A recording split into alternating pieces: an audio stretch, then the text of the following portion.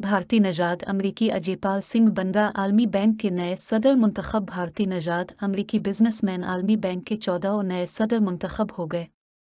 आलमी बैंक की जानिब से जारी एलामिया में बताया गया है कि बैंक के 25 रकनी एग्जीक्यूटिव बोर्ड ने नए सदर की मंजूरी दे दी है।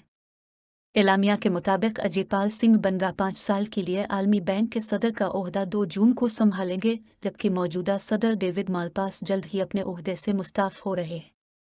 खबर एजेंसी का कहना है 63 साला अजयपाल सिंह बंदा आलमी बैंक की सदारत के वाहिद उम्मीदवार थे। वाज़ेह रहे कि भारतीय नजाद अमरीकी ताजिर अजयपाल सिंह बंदा को अमरीकी सदर जो बाइडन ने नामजद किया था।